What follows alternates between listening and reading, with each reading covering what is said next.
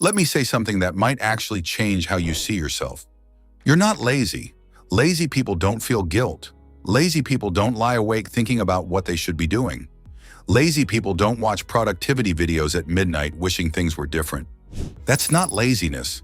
That's someone who is stuck. And there's a massive difference between the two. The first truth nobody tells you: procrastination is just fear in disguise. Think about it. You never procrastinate on scrolling social media. You never procrastinate on watching your favorite show. You never delay the things that feel safe and comfortable. Procrastination only shows up around the things that actually matter to you. The business idea, the workout, the difficult conversation, the project you actually care about. Why?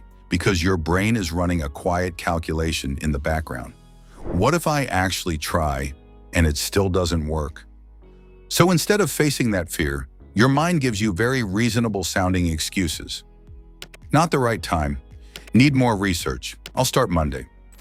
Author Stephen Pressfield calls this the resistance force, an invisible drag that only targets the things that are genuinely important to you. The stronger the resistance, the more that thing matters. So stop asking, why am I so lazy? Start asking, what exactly am I avoiding? That one question cuts through everything. The second truth: laziness is a pattern, not a personality. Here's how the cycle works. A task feels uncomfortable. You feel resistance. You do something easier instead. You feel instant relief, and your brain remembers that relief. Next time the same discomfort shows up, same escape, over and over, until one day you look at yourself and think, I'm just naturally lazy. But you're not. You've simply rehearsed avoidance so many times that it now feels like your default setting.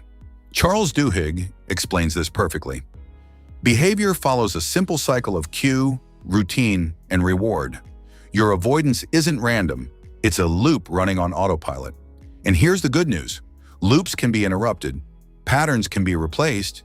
You're not trying to become a completely different person. You're just trying to stop an old pattern. That's a much easier battle to fight. The third truth: if you don't structure your time, your patterns will. This is where most ambitious people go wrong. They understand the problem mentally but leave their days completely unstructured.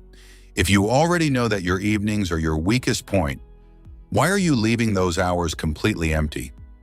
An unstructured hour doesn't feel like freedom.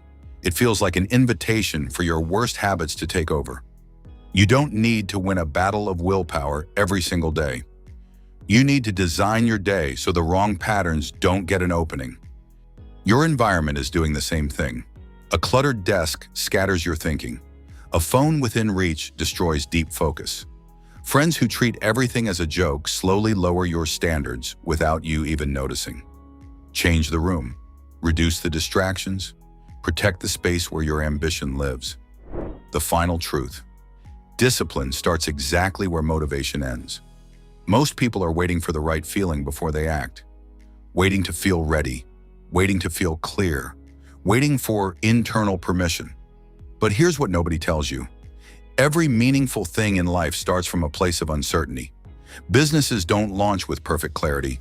Careers don't shift with full confidence. Hard conversations don't begin from a place of comfort. The real sign of maturity is learning to separate your actions from your mood, not denying how you feel, but refusing to let your feelings hold the steering wheel. Fear is there. Resistance is there. Do it anyway. That's where real self-trust gets built, because your mind starts learning that action doesn't require a perfect internal climate. Stop asking how you feel. Start asking, despite not feeling fully ready, what's my next move? You're not broken. You're not lazy. You're just running old patterns on autopilot. And the moment you see that clearly, everything becomes solvable.